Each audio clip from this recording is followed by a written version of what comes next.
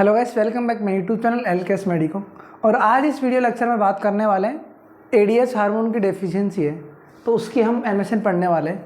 उसको बोलते हैं डायबिटीज़ इंसिपिडस। जब हमारी बॉडी के अंदर एडीएच हार्मोन कम हो गया तो उस कंडीशन में क्या कंडीशन होगी, क्या सिम्टम्स एंड सिम्टम अराइज होंगे, कौन सी डिजीज हम उसको बोलेंगे, तो वो हम पढ़ने वाले हैं। मतलब एडीएच हार्मोन की एमएसएन हमारी स्टार्ट हो चुकी है। फर्स्ट वीडियो में हमें एनाटॉमी और फिजियोलॉजी उसकी डिस्कस कर ली थी। सेकेंड वीडियो में उसकी एमएसएन डिस्कस करने वाले हैं।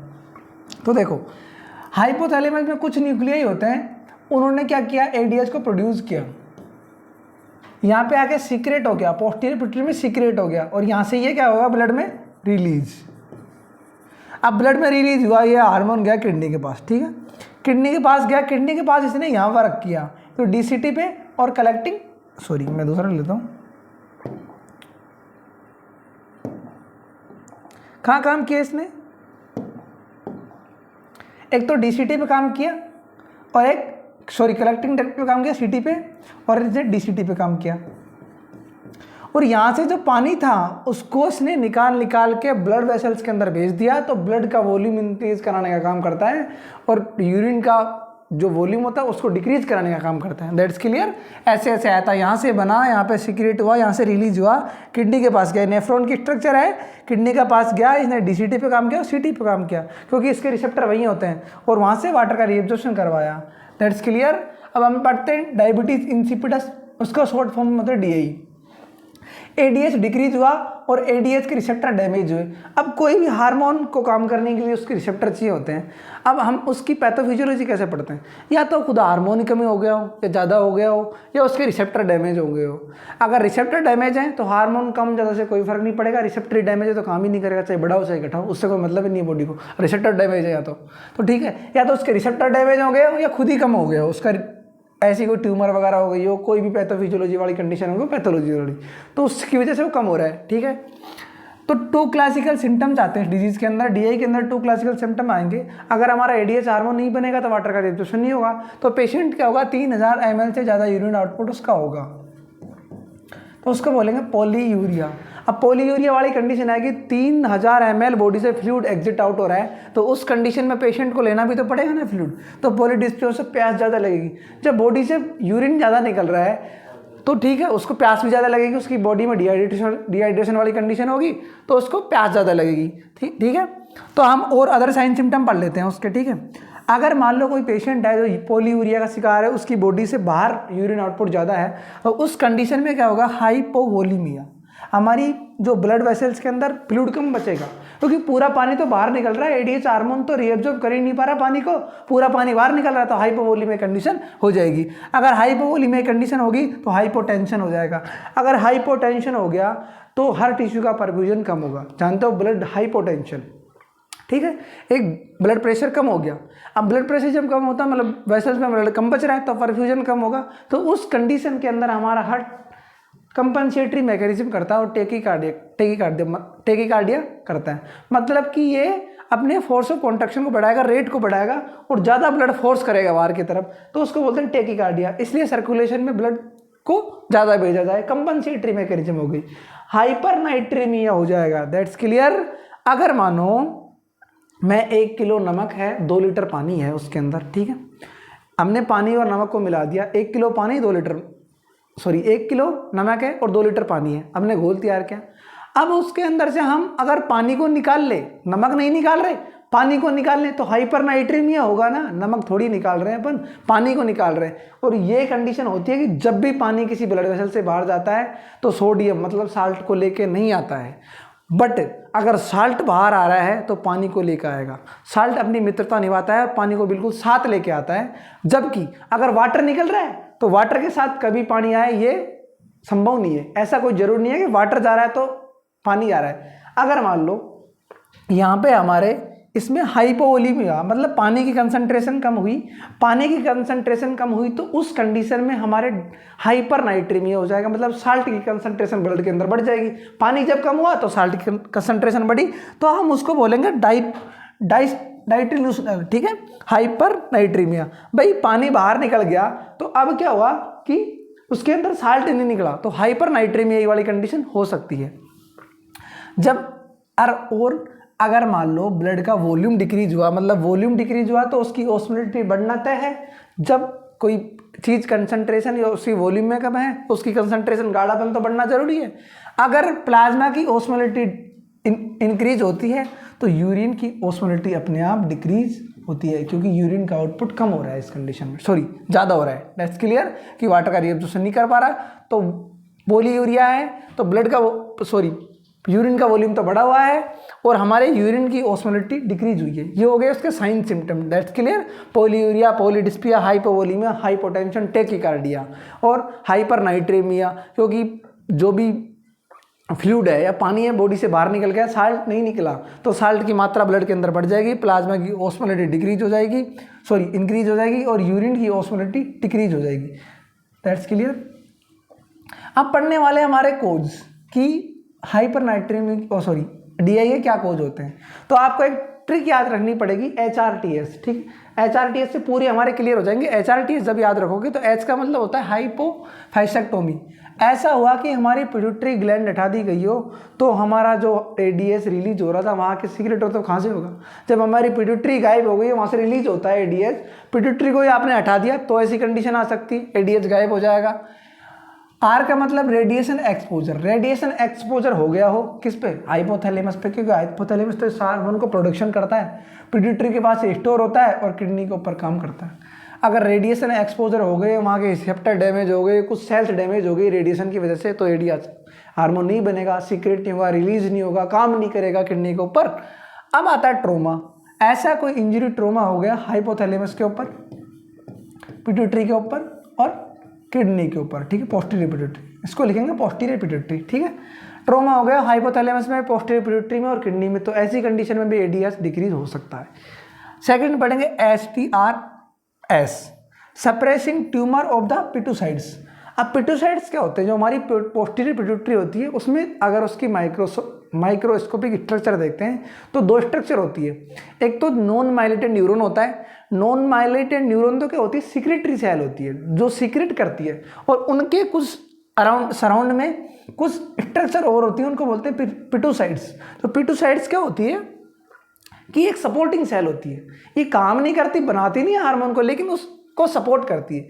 तो अगर वो सप्रेस हो जाए, उनमें ऐसा ट्यूमर हो जाए कि सप्रेस करने वाला ट्यूमर हो जाए, ठीक है, तो सप्रेस करने वाला ट्यूमर होगा तो जाहिर सी बात है कि ADS डिक्रीज होगा।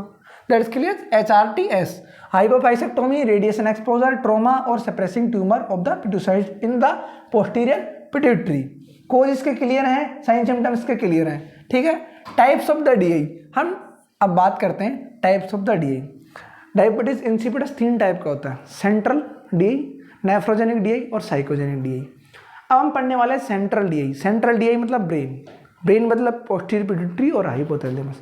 अगर मानो हमारे हाइपोथैलेमस में कोई दिक्कत हो जाए, रेडिएशन ट्रोमा हो जाए, वहाँ पे रेडिएशन एक्सपोज हो जाए, ट्रोमा हो जाए और वहाँ के कुछ सेल्स डैमेज हो जाए, तो हाइपोथैलेमस ADS नहीं बना पाएगा, ADS नहीं बना पाएगा, ठीक है। ADS नहीं बना पा रहा, हाइपोथैलेमस ADS नहीं बना पा रहा, पोस्टीरियर पिट्यूटरी के पास सीक्रेट नहीं हो रहा, तो उस कंडीशन में क्या हो जाएगा कि DI ब्लड के अंदर हमारे क्या होगा, डिक्रीज होगा। अगर उस टाइम हम सीरम ADS लेवल चेक करते हैं तो हमारा क्या आता है, डिक्रीज आता है। That's clear. अगर सेंट्रल DI में हमारा ADS हरदम डिक्रीज आएगा। अब देखो नेफ्रोजेनिक DI में मैंने क्या बताया था कि नेफ्रोजेनिक DI मतलब किडनी से रिलेटेड समस्या, नेफ्रॉन मतलब किडनी से रिलेटेड। अब किडनी तो क्या करती है, किडनी में उसके रिसेप्टर होते हैं, कहाँ पे, CT और DCT पे। अगर वो रिसेप्टर डैमेज हो जाए तो कितना ही हार्मोन बने भैया, हार्मोन तो बनता जाएगा। ब्रेन सोचेगा क्यों नहीं हो रहा, मैं हार्मोन बनाऊँ, हार्मोन तो काम ही नहीं कर रहा क्योंकि रिसेप्टर डैमेज है, और रिसेप्टर जब डैमेज है तो ADS हार्मोन का ब्लड में लेवल हरदम बड़ा मिलेगा। नेफ्रोजेनिक DI के कंडीशन में हम अगर सीरम ADS लेवल चेक करते हैं तो हरदम बड़ा हुआ आता है। और थर्ड आता है हमारा साइकोजेनिक DI। तो साइकोजेनिक DI का मतलब होता है कि ये फीमेल्स के अंदर होता है। जैसे आपने किसी किताब में पढ़ा कि पानी ज़्यादा पियोगे तो स्किन की ब्यूटी अच्छी रहती है, और इसके अंदर फीमेल्स ही ज़्यादा शिकार होती है, मोस्ट कॉमन फीमेल्स के अंदर होता है। तो जब आपने ऐसा सुना कि आप पानी ज़्यादा पियोगे तो हमारी स्किन टोन अच्छी रहेगी, तो लड़कियाँ क्या करती है, बार बार वाटर इनटेक करती है। अब भैया जब वाटर इनटेक करोगे तो क्या पूरा बॉडी में रिटेंशन थोड़ी रहेगा, बॉडी तो किडनी का फंक्शन है कि जितना हमारी होम्योस्टेसिस को मेंटेन करना कि जितना हमने फ्लूइड लिया उसको बाहर निकालेगी। चाहे 5 लीटर पियोगे आप तो दिन का, ऐसे हम 2.5 से 3 लीटर पानी पीते हैं। अगर आप 5 लीटर पी रहे हो तो अंदर थोड़ी ना जाएगा, तो किडनी बाहर निकालेगी। ये तो नहीं है कि प्लाज्मा का वॉल्यूम बढ़ा देगा, हमारा ब्लड के वॉल्यूम को बढ़ा देगा, ऐसा नहीं हो सकता। जब भी आप 5 लीटर पानी पियोगे तो उसके हिसाब से आपका यूरिन आउटपुट होगा। तो अगर आप पानी ज़्यादा पी रहे हो तो उसकी वजह से डीआई हो रहा है, तो वो एक साइकोजेनिक डीआई है, उसको अलग डीआई बोलते हैं। और उसके अंदर सीरम एडीएस का तो कोई रोल ही नहीं है। सीरम एडीएस बन रहा है, आराम से काम भी कर रहा है, तो नॉर्मल आएगा। ठीक है, जितने भी जरूरत होगी वो बनता जाएगा और काम आता जाएगा, तो नॉर्मल आएगा। सीरम एडीएस नॉर्मल आएगा। That's clear. आपको पता लग गया कि सेंट्रल डीआई में एडीएस बढ़ा हुआ मिलता है, नेफ्रोजेनिक डीआई में क्योंकि रिसेप्टर डैमेज है तो हमारा एडीएस बढ़ा हुआ मिलता है। सेंट्रल डीआई में वहाँ से कुछ चोट है, ट्रोमा है, रेडिएशन एक्सपोजर है तो घटा हुआ मिलता है। जबकि साइकोजेनिक डीआई जो मोस्ट कॉमन फीमेल में के अंदर होता है, उसके अंदर एडीएस का कोई रोल नहीं होता, उसमें वाटर इनटेक का रोल होता है। जितना वाटर इनटेक कम लोगे तो यूरिन आउटपुट कम होगा, वाटर इनटेक ज़्यादा करोगे तो यूरिन आउटपुट ज़्यादा होगा। ठीक है, अब नेक्स्ट पढ़ते हैं हम डायग्नोसिस। ठीक है, अब डायग्नोसिस में देखो होता क्या है। डायग्नोसिस में एक टेस्ट होता है, इसका मोस्ट कॉमन डायग्नोसिस होता है water deprivation test. Water deprivation test का मतलब होता है कि जितना आप नॉर्मल फ्लूइड लेते हो उससे आप कम फ्लूइड लो। ठीक है, जैसे आप 5 लीटर पानी पी रहे हो, 4 लीटर पी रहे हो, 3 लीटर पी रहे हो, तो उससे कम करो। अगर आपने वाटर कम लिया और आपका यूरिन आउटपुट पॉलीयूरिया से घट के मतलब 3000 ml से कुछ घटा और नॉर्मल कंडीशन में आ गया, मतलब पानी ज़्यादा पी रहे थे, पानी अब ज़्यादा पी रहे तो ज़्यादा निकल रहा है। अगर आपने वाटर डेप्रिवेशन टेस्ट किया, कुछ घंटों के लिए उस पेशेंट को क्या करते हैं, वाटर नहीं पिलाते या वाटर कम अमाउंट में देते, तो उस कंडीशन के अंदर अगर हमारा जो पोलीयूरिया कंट्रोल होता है तो उसको बोलते हैं हम साइकोजेनिक डीआई। क्योंकि बार बार वो तो पानी पी रहा था, उसको साइकोलॉजी थी कि पानी अच्छा पियोगे तो मतलब अच्छी बॉडी रहेगी। तो पानी अगर वाटर डेप्रिवेशन टेस्ट करने के बाद यूरिन आउटपुट अगर डिक्रीज होता है तो उसको बोलते हैं हम साइकोजेनिक डीआई। ठीक है, तो वाटर डेप्रिवेशन टेस्ट इसको बोलते हैं। If the urine output still won't increase, अगर हमने उसको वाटर डेप्रिवेशन टेस्ट किया उसके बाद भी अगर यूरिन आउटपुट कंट्रोल नहीं हो रहा है, ठीक है, हमने पानी देना उसे कम कर दिया लेकिन अब भी यूरिन आउटपुट ज़्यादा आ रहा है, तो उस कंडीशन में हम क्या करते हैं, इंजेक्टेबल देते हैं। ठीक है, इंजेक्टेबल देते हैं डेस्मोप्रसिन का। ठीक है, एक सिंथेटिक एडीएच होता है जो बाहर से बना होता है, ऐसा एडीएच जिसको हम बाहर से बनाते हैं उसको बोलते हैं डेस्मोप्रसिन। हमने वो दिया, डेस्मोप्रसिन का इंजेक्शन उसे लगाया और यूरिन आउटपुट डिक्रीज हो गया तो उसको बोलते हैं सेंट्रल डीआई। मैंने बताया था कि सेंट्रल डीआई के अंदर एडीएच की क्या होती है, कमी होती है। ठीक है, कमी होती है तो हमने बाहर से दे दिया, वाटर डेप्रिवेशन टेस्ट कराया, उसके बाद भी हमारा यूरिन आउटपुट स्टिल मोर था, मतलब ज़्यादा आ रहा था। उसके बाद हमने डेस्मोप्रसिन दिया और डेस्मोप्रसिन देने के बाद में यूरिन आउटपुट डिक्रीज हो गया तो उसको बोलते हैं सेंट्रल डीआई। That's clear. अगर मानो अपन ने वाटर डेप्रिवेशन टेस्ट भी करवा लिया, यूरिन आउटपुट स्टिल इंक्रीज है, अभी भी इंक्रीज है, वाटर डेप्रिवेशन टेस्ट कराया अभी भी इंक्रीज है, फिर हमने डेस्मोप्रसिन दे दिया और डेस्मोप्रसिन देने के बाद भी अगर इंक्रीज आ रहा है, ठीक है, एडमिनिस्टर किया डेस्मोप्रसिन और उसके बाद भी अगर यूरिन आउटपुट डिक्रीज आ रहा है, ठीक है, इंक्रीज आ रहा है, sorry, still more urine output, अगर डेस्मोप्रसिन देने के बाद भी, अगर हमारा सिंथेटिक एडीएच देने के बाद भी अगर यूरिन आउटपुट ज़्यादा आ रहा है, कंट्रोल ही नहीं हो रहा है, तो उसको बोलेंगे नेफ्रोजेनिक डीआई। अब ऐसा क्यों होगा, क्योंकि भैया एडीएच से कुछ काम ही नहीं, किडनी के रिसेप्टर डैमेज, आप कितना ही एडीएच दो तब भी किडनी तो कुछ काम नहीं करेगी, वाटर का रीएब्जॉर्प्शन करेगी नहीं, वो तो जितना लेओगे या नहीं लेओगे, जितना ब्लड में पानी है वो बाहर निकालेगी, एडीएच से उसके कोई फर्क नहीं पड़ता है। अब हम इसका मैनेजमेंट पढ़ेंगे जो कि हम, ठीक है, हाँ ठीक है, हाँ, नेफ्रोजेनिक डीआई पढ़ लिया हमने, सेंट्रल डीआई पढ़ लिया, साइकोजेनिक डीआई पढ़ लिया, उनके वाटर डेप्रिवेशन टेस्ट करा लिए। और अब हम अगर डायग्नोस्टिक टेस्ट की बात करें तो शायद 4th नंबर पे आता है हमारा सीरम एडीएच लेवल, जो मैं पहले ही डिस्कस कर चुका हूँ, ये एक्स्ट्रा पॉइंट है। अगर हम सीरम एडीएच को देखकर अगर डायग्नोसिस करते हैं तो हमारा अगर जो भी टेस्ट करवाते हैं उसके अंदर सेंट्रल डीआई के अंदर तो हमारा क्या होता है, डिक्रीज हुआ आता है। एडीएच हार्मोन का अगर डिक्रीज लेवल है तो सेंट्रल डीआई होगा। एडीएच हार्मोन बढ़ा हुआ मिल रहा है मतलब किडनी के रिसेप्टर डैमेज है, उससे कोई मतलब ही नहीं है, बढ़े चाहे घटे तो बढ़ा हुआ ही मिलेगा, क्योंकि हाइपोथैलेमस तो बार बार बनाया जाएगा, तो उसको बोलते हैं नेफ्रोजेनिक डीआई। और नॉर्मल जो साइकोजेनिक डीआई के अंदर होता है तो हमारा एडीएच का नॉर्मल लेवल रहता है। That's clear. मैं एक वीडियो में आप समराइज करा देता हूँ आपको 2 मिनट के अंदर कि हमने क्या क्या पढ़ा। एडीएच हार्मोन का काम होता है वाटर रीएब्जॉर्प्शन करवाना। जब ये हार्मोन नहीं है तो वाटर का रीएब्जॉर्प्शन नहीं होगा। वाटर का रीएब्जॉर्प्शन नहीं होगा तो पेशेंट क्या करेगा, पॉलीयूरिया की शिकायत करेगा। पॉलीयूरिया की शिकायत करेगा, जब पानी बहुत ज़्यादा बाहर निकालेगा तो उसे प्यास ज़्यादा लगेगी तो पॉलीडिस्पिया। इस 2 क्लासिकल सिम्टम है तो उसको बोलते हैं डीआई, डायबिटीज इंसिपिडस। अब इसके कोज क्या होते हैं, HRTLS, हाइपोफैक्सेक्टोमी, रेडिएशन एक्सपोजर, ट्रोमा और सप्रेसिंग ट्यूमर ऑन द पिटूसाइड्स। पिटूसाइड्स एक सपोर्टिंग सेल होती है जो पोस्टीरियर पिट्यूटरी में पाई जाती है। कोज पढ़ लिए हमने, साइन सिम्टम पढ़ लिए। अब हम पढ़ते हैं उसके टाइप्स हमने पढ़ा था, सेंट्रल डीआई, नेफ्रोजेनिक डीआई और साइकोजेनिक डीआई। सेंट्रल डीआई के अंदर क्या होता है कि हार्मोन बनता ही नहीं है, एडीएच आएगा नहीं, क्योंकि दिक्कत कहाँ पे है, सेंटर में, ब्रेन में दिक्कत है, पोस्टीरियर पिट्यूटरी में दिक्कत है, हाइपोथैलेमस में दिक्कत है, तो वहाँ से ये बन ही नहीं पाएगा। जब बन नहीं पाएगा तो काम कहाँ से करेगा, तो भैया किडनी को तो मिलेगा ही नहीं एडीएच, तो किडनी तो बार बार यूरिन ज़्यादा बनाएगी और बाहर निकालेगी, उसमें वाटर का रिएब्जॉर्प्शन कर ही नहीं पाएगी। तो हरदम उसमें क्या होता है कि सेंट्रल डीआई में हमें एडीएच डिक्रीज मिलता है। फिर हमारा नेफ्रोजेनिक डीआई पढ़ा। नेफ्रोजेनिक डीआई में ये होता है कि जो भी रिसेप्टर होते हैं सीटी और डीसीटी पे एडीएच के, वो डैमेज हो जाते हैं, तो वहाँ पे एडीएच काम ही नहीं करता। एडीएच तो बन रहा है, काम नहीं कर रहा, तो उसका लेवल हरदम इंक्रीज होता रहेगा बॉडी में, ठीक है, ब्लड के अंदर।